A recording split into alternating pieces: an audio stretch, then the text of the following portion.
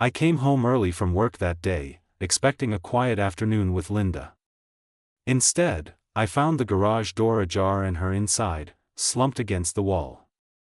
She was locked in, severely dehydrated and disoriented, barely able to speak.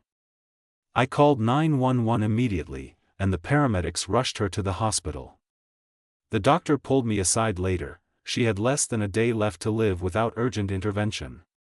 As we pieced it together, we discovered disabled security cameras hidden beneath the floorboards, ones our son Mason had secretly installed to monitor and control things. The shock hit hard, but it quickly turned into cold, methodical determination. I vowed to pursue justice through the system, no matter what. A week before that terrible day, everything still seemed salvageable, or at least that's what I told myself. Mason and his wife Kayla called us out of the blue, their voices buzzing with excitement over the phone. They wanted Linda and me to drive down to Austin for what they called a startup pitch at a co-working space in the heart of the city. It was supposed to be a big reveal for their new business venture, a fitness bar franchise they swore would change their lives. "We just need a little seed money to get it off the ground," Mason said, his tone casual but insistent. $40,000, Dad. That's it. You'll see the numbers, it's a sure thing. Linda was hesitant at first. Her health had been fragile since the surgery a few months back, and long drives weren't easy for her anymore. But Mason pushed, saying it was a family opportunity, something we could all be part of. I agreed to go, partly because I wanted to support him, he was our son, after all, and partly because I'd seen him struggle with jobs over the years. Maybe this was his break. We packed up and headed south on I-35, the Texas sun beating down as we crossed from our quiet suburb into Austin's vibrant chaos. The co-working space was in a sleek building downtown, all glass walls and buzzing young entrepreneurs tapping away on laptops. Mason and Kayla met us in the lobby, beaming. Kayla had her hair pulled back in a neat ponytail, wearing a crisp blouse that screamed professionalism. Mason looked sharper than usual, in a button-down shirt and slacks, carrying a folder thick with printouts. They led us to a small conference room they'd reserved, complete with a whiteboard and a projector. Kayla started the presentation, clicking through slides on her laptop. The concept was straightforward: a chain of fitness bars offering protein shakes, energy bars, and workout supplements, targeted at gym-goers and health nuts. "It's the next big thing in wellness," she explained, pointing to market projections. "We're projecting 12% earnings growth in the first year, with low overhead." Mason jumped in, laying out the financials. They needed $40,000 for initial inventory, licensing, and a small storefront lease. It sounded ambitious, but I leaned in, asking questions. How many locations? Who were the suppliers? What was the competitive edge? As they talked, I started noticing cracks. Their profit margins hinged almost entirely on recruitment bonuses, bringing in new franchisees who would, in turn, recruit others. It reminded me of those multi-level marketing schemes I'd read about, where the real money came from signing up friends, not selling products. I pressed on the numbers. "Show me the breakdown," I said calmly. Mason flipped to a spreadsheet, but when I dug deeper, the 12% earnings figure turned out to be nothing more than the average transaction value before returns and fees. Subtract the costs, and it plummeted. The whole model relied on endless expansion, like a pyramid where the top earns big, but the base crumbles. I'd seen this before in business. It wasn't sustainable. "This isn't a franchise," I told them, my voice steady. "It's a pyramid scheme. I'm not investing in that. Walk away before it drags you down." The room went silent for a beat. Kayla's face flushed, and she slammed her folder shut. "You're never helping, are you?" she accused, her words sharp like a slap. "We've poured everything into this. You act like we're asking for the moon, but it's just $40,000. What have you ever done for us besides judge?" Mason shifted uncomfortably, trying to mediate, but I could see the frustration in his eyes too. I didn't raise my voice. Instead, I pulled out my phone and opened my banking app, right there at the table. "Let's look at the facts," I said. Over the years, we'd helped them more than they realized, or appreciated. There was the $65,000 we gave for the down payment on their duplex in Round Rock, a cozy 2-unit place that was supposed to be their ticket to stability. Then $9,500 for Kayla's boutique startup, a little clothing shop she ran for a year before it folded. Don't forget the $6,200 for their truck, the one they needed for deliveries that never materialized. And the countless emergency transfers, car repairs, medical bills, even a vacation they called a much-needed break. I scrolled through the statements, showing them the totals. It added up to over $80,000 in the last 5 years alone. "We've been there every time you asked," I continued. "But help goes both ways." That's when I brought up Linda's surgery. It was just 6 months prior, a major procedure after her diagnosis. She spent weeks recovering, in pain and needing support. We invited them to visit, to help with meals or just sit with her. But they were too busy, Mason with work deadlines, Kayla with her side projects. Not a single visit, not even a call beyond the initial well wishes. Linda had smiled through it, saying they had their own lives, but I saw the hurt in her eyes. That was the first real crack in the foundation of our trust, the moment I started questioning if blood ties meant anything when actions didn't match. Kayla crossed her arms, muttering something about us being out of touch with young entrepreneurs. Mason tried to salvage it, promising revisions to the plan, but I stood firm. "No," I said. "Find another way. This isn't it." We left the co-working space shortly after, the Austin traffic a blur as Linda and I drove home in silence. She squeezed my hand, whispering that maybe we were too hard on them. But deep down, I knew we'd dodged a bullet. That refusal planted a seed of resentment in Mason, one that would fester. Little did I know, it would lead to the nightmare waiting for us back home. The days blurred after that pitch. Mason sent a few texts, defensive and probing for reconsideration, but I kept my responses short. Work kept me occupied, long hours at the office, crunching numbers for clients who actually valued solid plans. Linda busied herself with her garden, trying to shake off the disappointment. We didn't hear much from them until that fateful day I came home early. Looking back, that Austin trip was the turning point, the moment their desperation turned inward, toward us. After the ambulance took Linda away, the hospital became our temporary home. I sat by her bed as 4 fluids slowly brought color back to her face, watching monitors beep steadily. The doctors stabilized her, but the damage was deep, dehydration had pushed her organs to the brink. While she rested, I started digging. The garage lock was a heavy padlock, one we kept for tools, but it had been secured from the outside. No sign of forced entry, which meant someone with access did this. My mind raced to Mason. He'd been over the day before, complaining about money troubles after the failed pitch. I checked our home security app, but the cameras showed nothing, blank footage from the garage feed. Suspicious, I pried up the floorboards in the garage once the police arrived. There they were, disabled security cameras, wires cut and hidden away. Mason had installed them months earlier, claiming it was for home protection after a neighborhood break-in that never happened. He'd bragged about accessing the feeds remotely on his phone. It all clicked: control, resentment, a twisted way to punish us for saying no. The police took statements, and I filed the report that night, detailing the cameras and the timeline from the Austin trip. Elder abuse charges loomed, given Linda's condition. She woke the next morning, weak but alert, and when I told her, her eyes filled with tears. "Why would he?" she whispered. I held her hand, promising we'd get answers. But inside, that cold determination hardened. No rage, just facts leading to justice. The system would handle the rest. Word spread fast in our small circle, but Mason and Kayla stayed silent at first. Then the consequences hit them like a freight train. It started with their landlord in Pflugerville, a no-nonsense woman who'd rented them the upstairs unit in a quiet triplex. She called me directly, her voice tight. "Pending charges like this? I can't renew.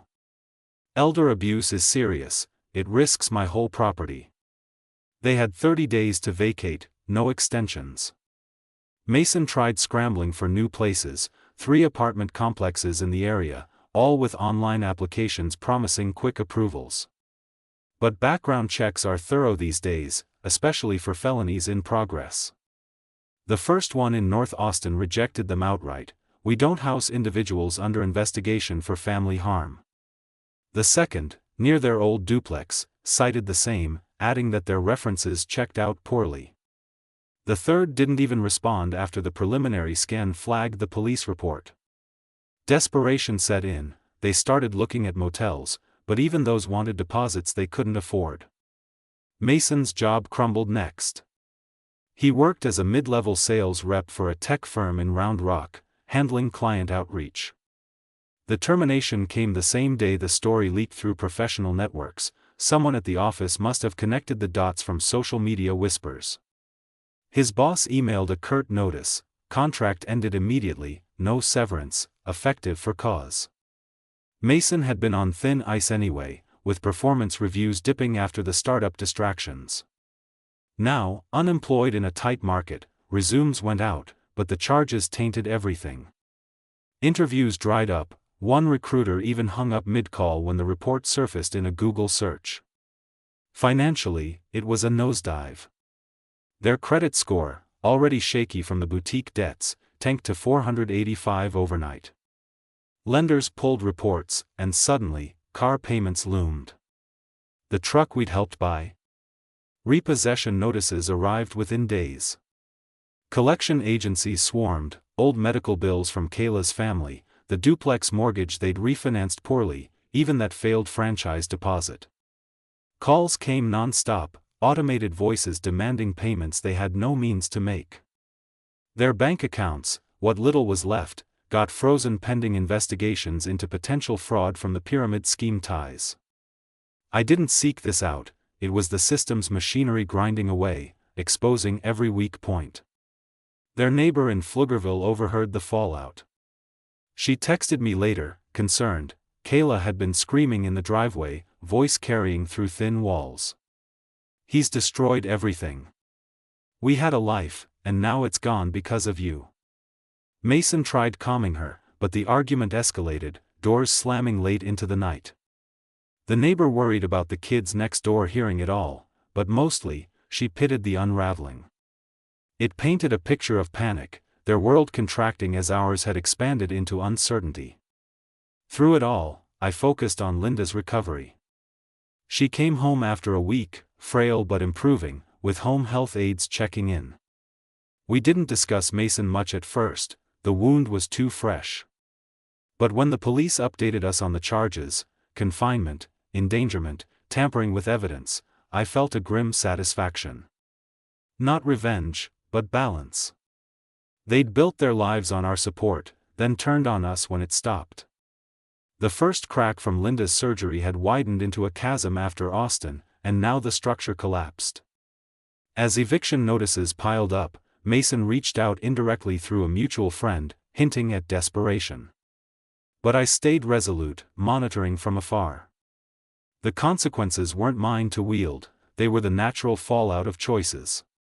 Linda and I started counseling, not for grief, but to rebuild our own foundation. Trust in family? Shattered. But trust in justice? That was emerging stronger. Days turned to weeks, and reports trickled in. They couch-surfed with acquaintances, Kayla picking up odd jobs while Mason hunted for work. The screaming neighbor story circulated. A small-town echo of their turmoil. I archived the police emails, preparing for what came next. The trial loomed, but before that, a call from a borrowed phone shattered the silence. The borrowed phone number flashed on my screen one evening, about 2 weeks after the police report. I was in the kitchen, stirring soup for Linda's dinner, when it rang. Caller ID showed an unfamiliar area code, but something in my gut said it was him. I answered, keeping my voice even. Hello?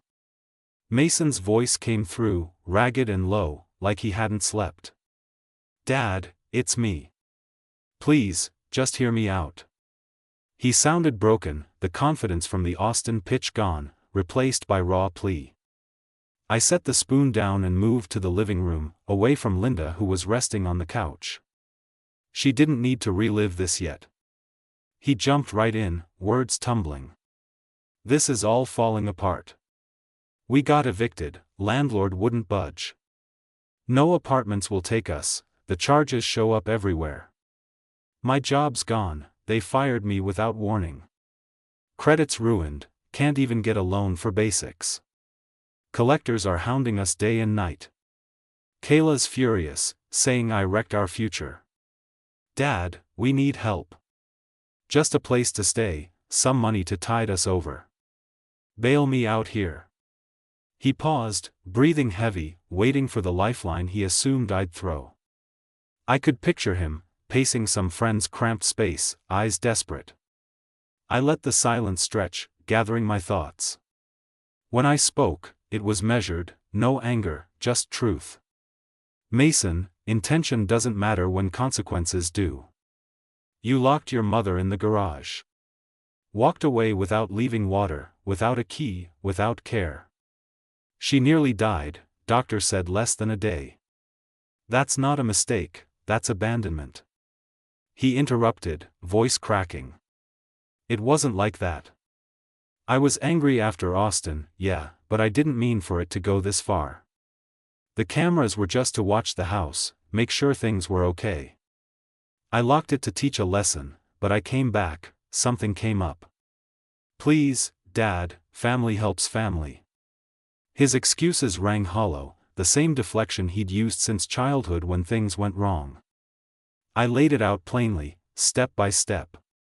The help we'd given over years, the duplex down payment, the boutique funding, the truck, the emergencies, none of it built gratitude, only expectation. When we said no to the pyramid scheme, resentment boiled over. Locking Linda in was the culmination, a control tactic gone deadly. We were no longer a family in any meaningful sense after that, I said. You chose actions that severed ties. Now, you'll face trial. Rebuild alone. No money from me, no lawyers, no interference. Handle your choices. He begged more, promising change, swearing remorse. I'll do anything, therapy, community service. Just don't let this destroy me. But remorse? It felt like self-preservation, fear of the cage closing, not sorrow for her suffering. Linda stirred in the next room, and I glanced her way. Her recovery was slow, physical therapy twice a week, meals portioned carefully. The incident left scars beyond the physical, nightmares woke her some nights, whispering about feeling trapped. I ended the call firmly. This is goodbye, son. The system's taking its course. Then I blocked the number, every borrowed line he might use next. It hurt, like cutting a limb, but necessary. Family isn't obligation when trust evaporates. In the days after, quiet settled over our home. Linda asked about the call when I told her, she nodded, tears silent. He made his bed, she said softly. We focused inward, walks in the neighborhood, rebuilding routines. The police updates came via email, charges formalized, arraignment scheduled. Mason's life, from what I gathered through neutral channels, spiraled. Friends distanced themselves, Kayla filed for separation papers, citing the stress. Their belongings went into storage, paid by scraping odd jobs. Mason picked up day labor at construction sites, but the charges scared off steady work. Credit agencies sued for old debts, garnishing what little he earned. Isolation set in, no holiday cards, no check-ins. I reflected on the shift. Once, he'd been the boy building forts in the backyard, full of dreams. College dropout, then jobs that fizzled, sales, then tech support. Marrying Kayla brought flash, but instability. We'd propped them up, hoping maturity would follow. The surgery neglect was the warning, Austin the trigger, the garage the brake. Blocking him closed the door, but it opened space for us. Linda joined a support group for elder abuse survivors, finding strength in shared stories. I dove into work, closing deals that affirmed my own stability. As trial prep loomed, letters arrived from their side, preliminary motions, discovery requests. I cooperated fully, providing bank records, camera evidence. No personal outreach, boundaries held. Mason's isolation mirrored his actions, alone with consequences. Kayla moved back with her parents, leaving him to fend solo. Report said he looked gaunt, attending court prep with a public defender. The call echoed in my mind, his pleas a reminder, accountability strips illusions. We prepared for the hearing, not with dread, but resolve. Linda's health improved, color returned, energy for gardening. Conversations turned to future, travel perhaps, once dust settled. The block on his number was permanent, a line drawn. Family redefined, us too, holding steady. The trial date crept closer, marked on our calendar like any other appointment, but heavier. Linda and I spent evenings on the porch, not dwelling on Mason, but talking about the process itself, the way the legal system churned forward, impartial and relentless. We'd sift through the updates from the prosecutor, evidence logs, witness statements, timelines pieced from phone records and neighbor accounts. It wasn't about revenge for us, that would imply we sought pain in return.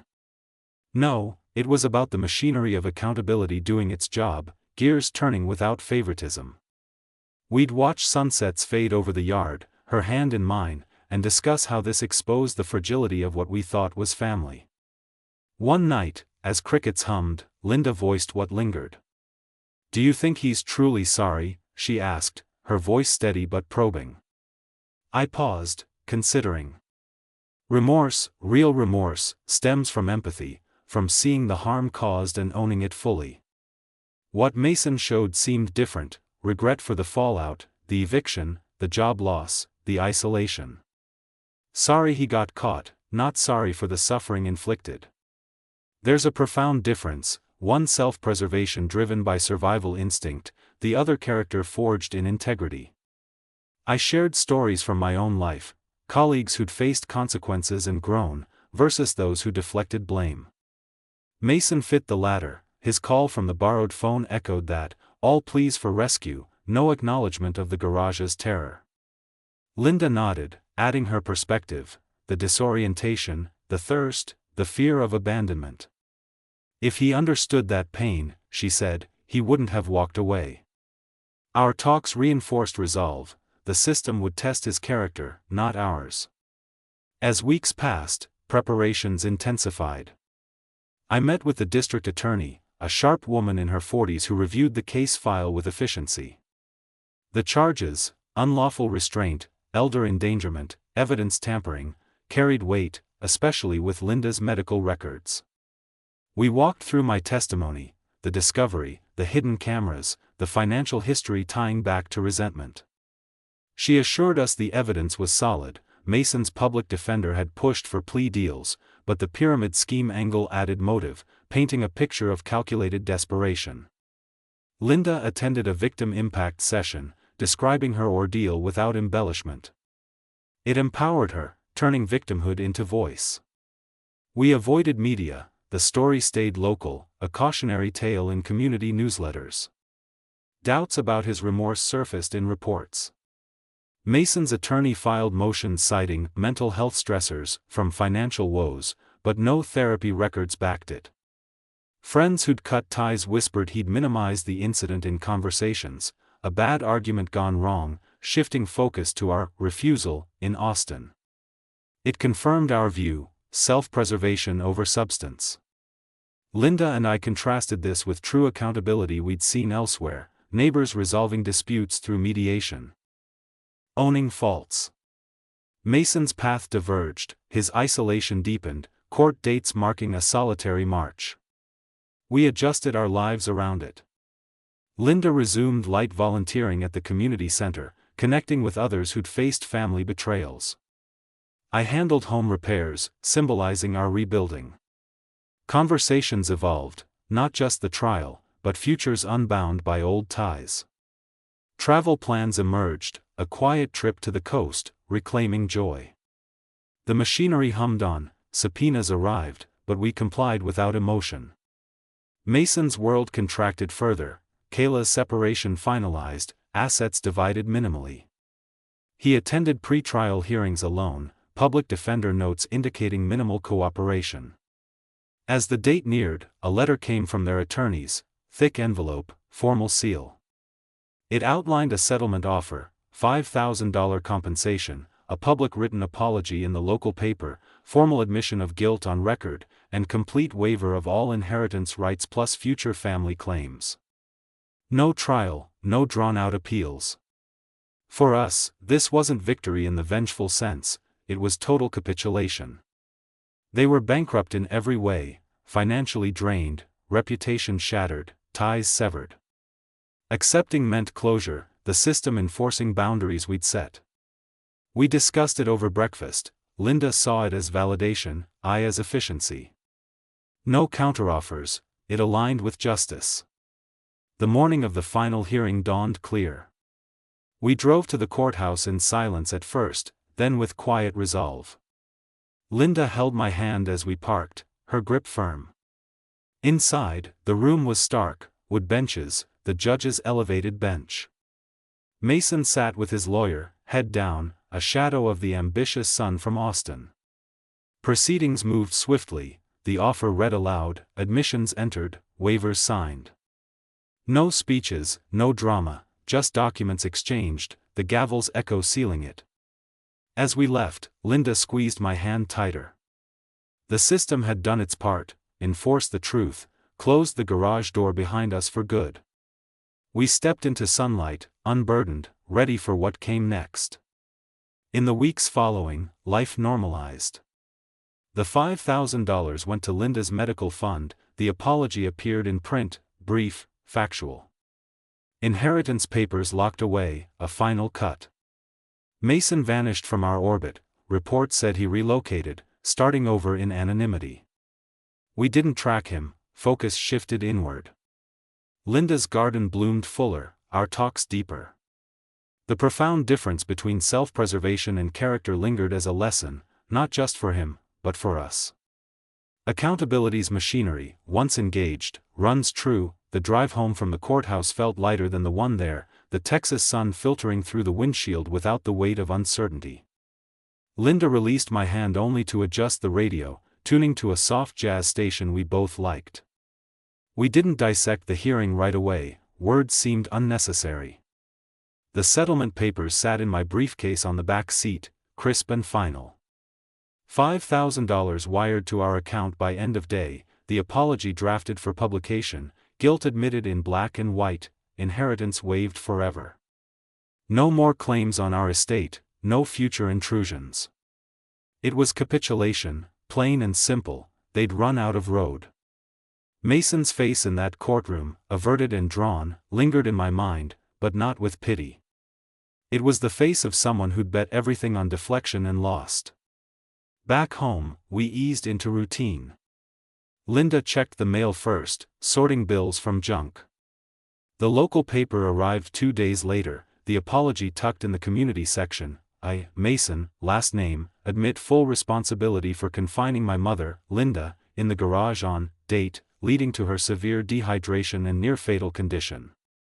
I tampered with security cameras and expressed deep regret for the harm caused. This act stemmed from personal frustrations, but no excuse justifies it. Brief, public, as agreed. She read it aloud over coffee, her voice even. It's something, she said. I nodded. It wasn't healing, but it was acknowledgement, the first real one. The money covered her upcoming therapy sessions, turning harm into steps forward. Life reshaped itself gradually. Without the shadow of trial prep. Our days opened up. I returned to work full throttle, closing a deal on a client merger that boosted my quarter. Evenings, we cooked together, simple meals, her chopping vegetables while I stirred sauces. The garage, once a site of trauma, got a fresh coat of paint. We installed new locks, simple and secure, no hidden tech. Linda's health steadied, doctors cleared her for longer walks, and she joined a book club at the library, diving into stories of resilience. I noticed her laugh more, genuine and unforced, during neighborhood chats over fences. Reflections came in quiet moments. That profound difference between remorse and self-preservation replayed often. True remorse owns the pain inflicted, seeks to mend without expectation. Mason's version? It surfaced in fragments, through the settlement, a bid to minimize prison time and salvage scraps. Reports from the prosecutor's office confirmed it. His interviews focused on stressors, the pyramid scheme rejection, our unyielding stance in Austin. No mention of Linda's terror, the hours she spent in darkness and thirst. It was character exposed, or lack thereof. We'd raised him with values, hard work, accountability, but somewhere, entitlement took root. The surgery neglect was the symptom, the garage the diagnosis. We talked about it during a weekend drive to the hill country, winding roads lined with live oaks. The system worked, I said, gripping the wheel. Not perfect, but it enforced truth without us lifting a finger beyond facts. Linda agreed, pointing out wildflowers. Accountability's machinery, slow, but it grinds fair. No revenge in our hearts, that poisons the holder. Instead, a clean break. The waiver meant our will updated easily, no Mason, no Kayla, assets to charities and distant kin. It freed us, untying knots we'd ignored for years. Mason's path diverged sharply. Whispers from old contacts painted isolation. He moved to a cheap rental in San Antonio, entry-level warehouse job paying minimum. Kayla stayed separated, filing for divorce citing irreconcilable differences. Their belongings auctioned off to cover debts, the truck long repossessed. Credit rebuild would take years, scores creeping up only with consistent payments. No family support, his side distant, ours closed. The neighbor from Pflugerville texted once, updating, quiet since they left, relief in her words. Mason attended mandatory counseling as plea conditions, but compliance seemed rote, per case notes. For us, closure built layers. Holidays approached without invitations sent his way. We hosted friends instead, tables full of easy conversation. Linda's garden thrived, new roses bloomed, symbols of renewal. I took up woodworking in the garage, crafting shelves, each cut deliberate. Our bond deepened, conversations turning to dreams deferred, a cruise perhaps, or volunteering abroad. The incident scarred, but it clarified, family is chosen actions, not blood alone. Months later, a follow-up from the DA closed the file, no appeals, case archived. The garage door, literal and metaphorical, shut for good. We stood stronger, the machinery's work complete. Truth enforced, lives realigned. Looking back, the sequence, from Austin's false promise to courtroom finality, taught endurance. Self-preservation drives many, character defines few. We'd chosen the latter, emerging whole. A year passed since the courthouse, and the scars faded into memory. Linda and I marked the anniversary quietly, with a dinner at our favorite Italian spot downtown. No toasts to the past, just gratitude for the present. Her health had rebounded fully, doctors marveled at her recovery, crediting the timely intervention and her resilience. We traveled that summer, a road trip through the Southwest, stopping at national parks where the vastness reminded us of life's scale. Mason's name rarely surfaced, a ghost we'd exorcised. From distant updates, his life stabilized minimally. The counseling stuck as a condition, leading to a steady job in logistics. Divorce finalized, Kayla remarried, starting fresh. He sent no contact, respecting the waiver's finality. We'd updated our will, channeling inheritance to causes Linda championed, elder support groups. Community gardens. Our home felt fortified, not in locks, but in trust rebuilt between us. The profound lesson endured: self-preservation versus character. The system's machinery had sifted it all, leaving truth in its wake. We thrived, unburdened, the garage door a symbol of closure long shut.